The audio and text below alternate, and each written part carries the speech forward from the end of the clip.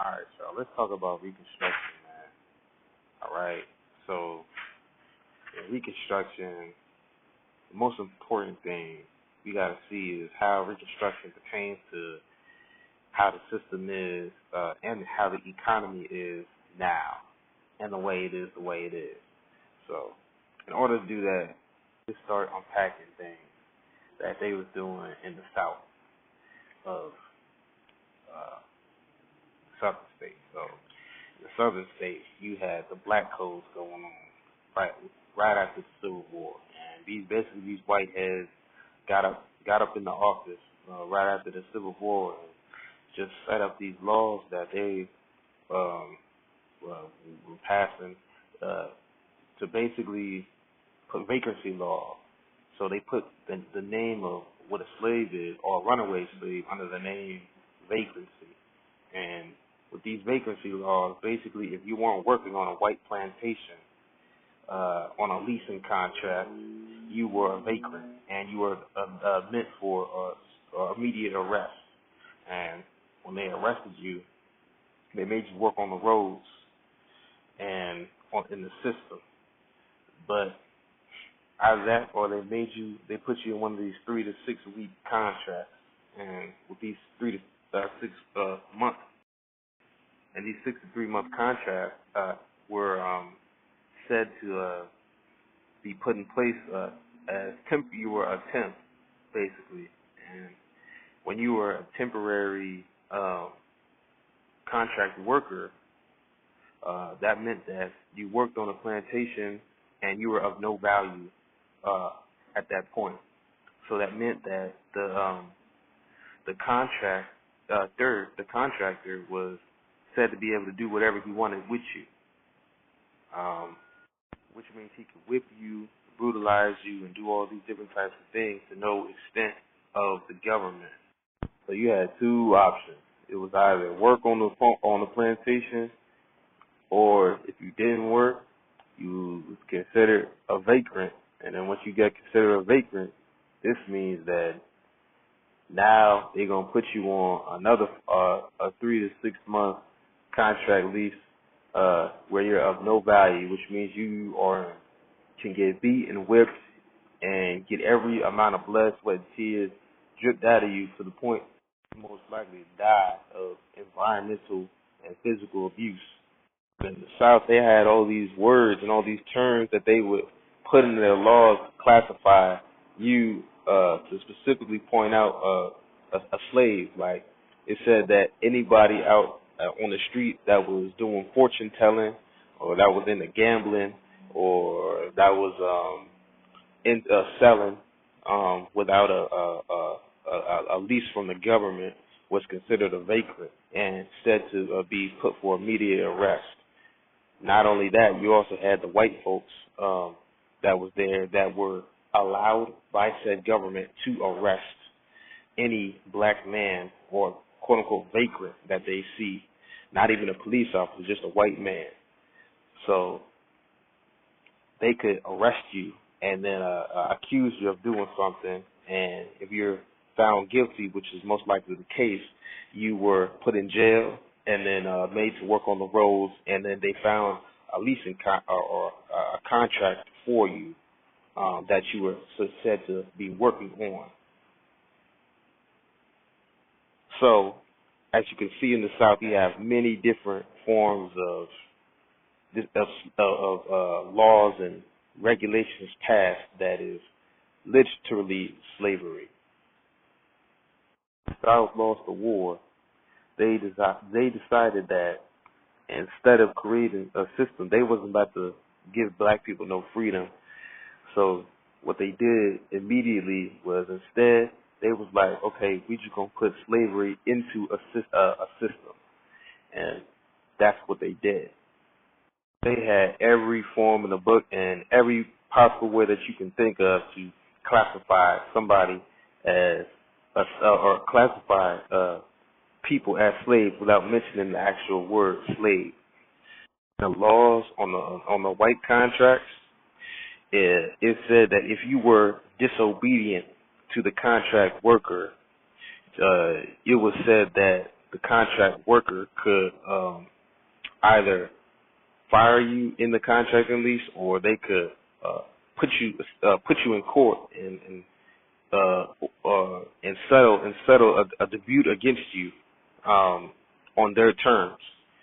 It was also said that if you weren't working, if you were caught not working, if you ran away from the plantation, if you try to invite other people over to the plantation, or if you did any of these different types of things, you were said to have been breaking the contract lease, and you would get in trouble for that.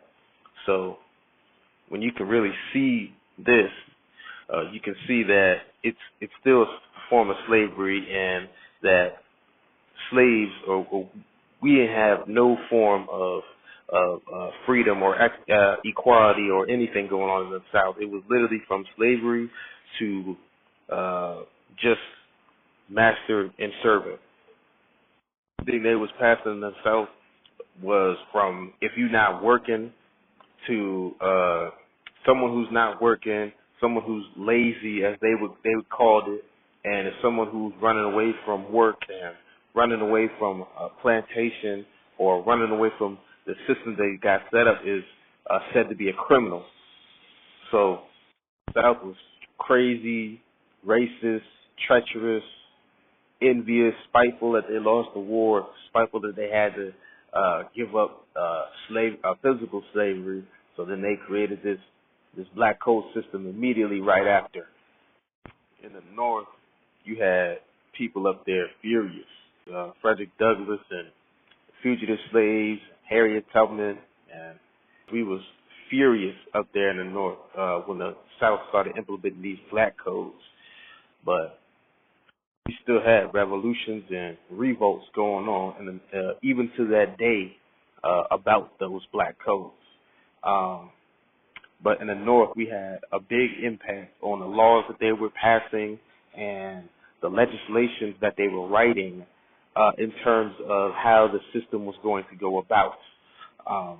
When we look at equality for all and everyone's equal under the court of law and all these different things were things that they had implemented because of the influence that we had in the North, and they wanted us, they wanted our support, because they knew if they didn't have our support in creating these laws and the legislation that they were passing, the system wouldn't run. So the whole idea was to keep us in the system, because what they didn't want was colonization. That's what Abe Lincoln wanted.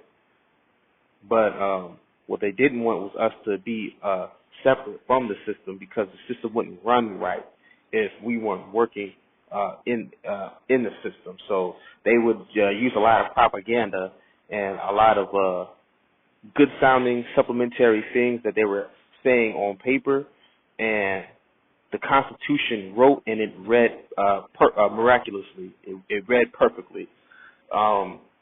So equality for all, court, everyone equal under the court of law, and everyone has the right to vote. We have to give the free Negroes education in order for them to be competent when they vote, and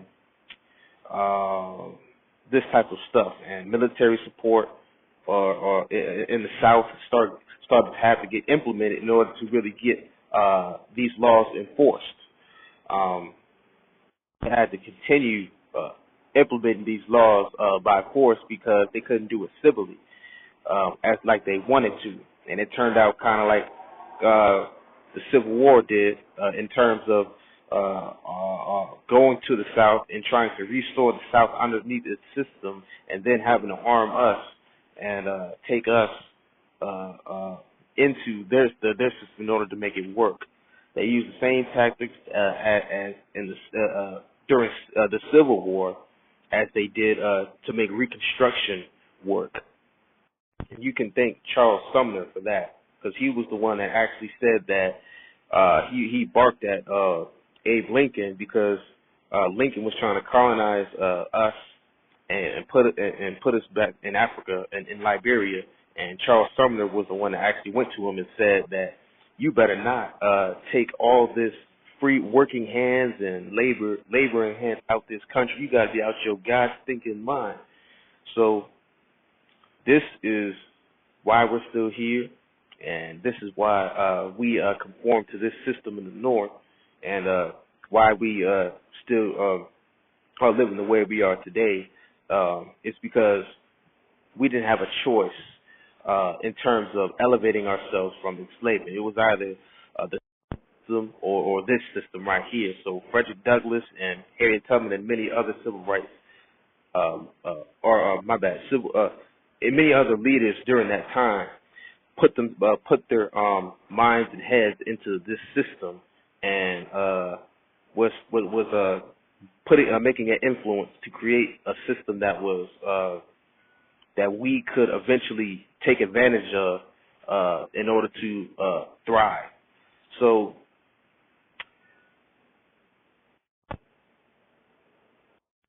we can thank them for this. However, this is not how the Constitution ended up happening. How it ended up happening was Charles Sumner and the other Northerners, after Lincoln was assassinated, they had put the Constitution and said that every man is equal under the court of law, and every man is has a right to that equality, and beyond this stage, it's up for debate, or beyond this stage is up for discussion.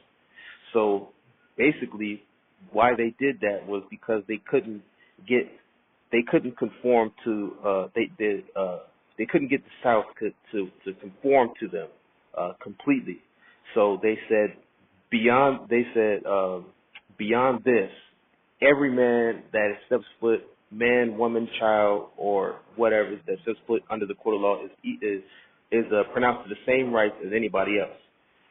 Is above all else the thing that we stand for and we have to go by.